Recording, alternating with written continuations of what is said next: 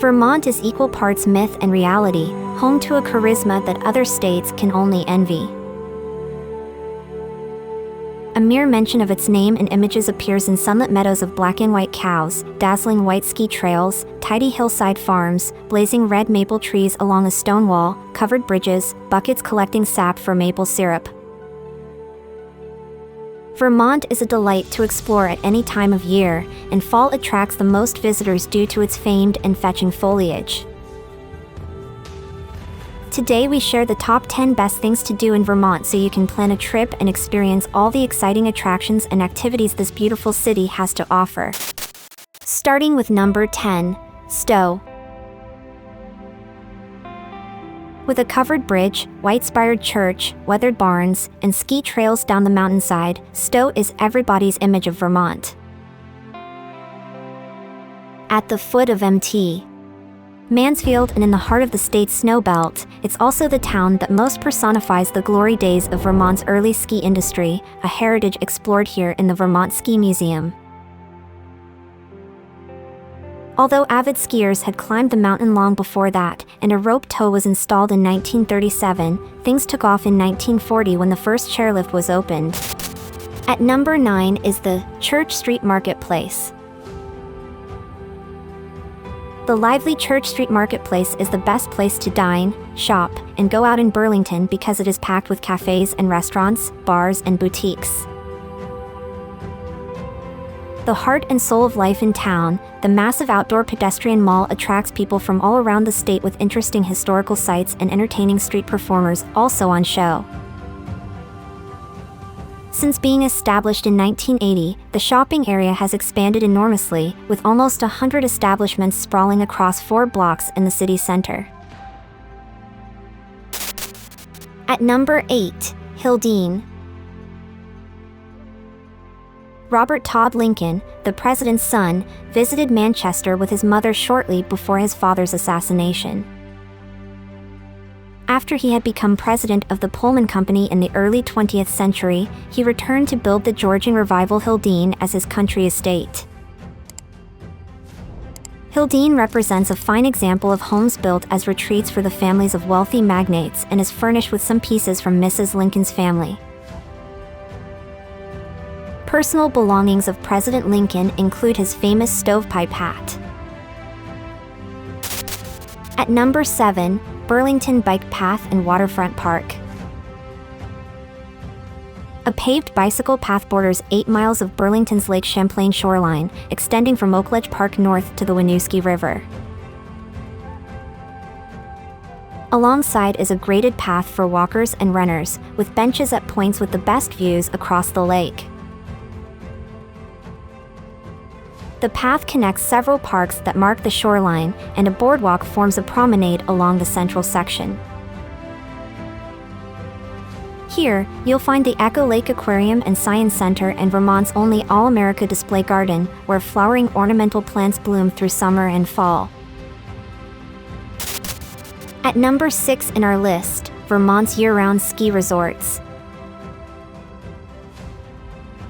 Okemo Mountain Resort has the Timber Ripper Mountain Coaster, a spa, a mountain bike park, scenic chairlift rides, disc and miniature golf, and the Hallback Challenge course, an aerial journey from tree to tree.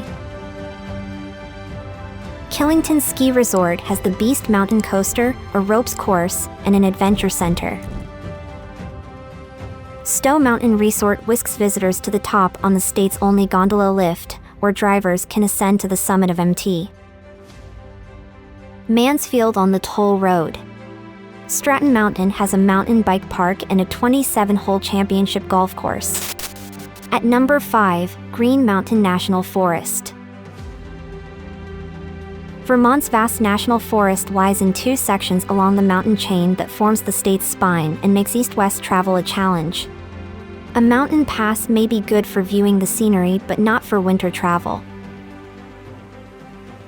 Follow these the rest of the year to discover waterfalls, national forest campgrounds, scenic places to picnic, hiking trails, and a world of nature.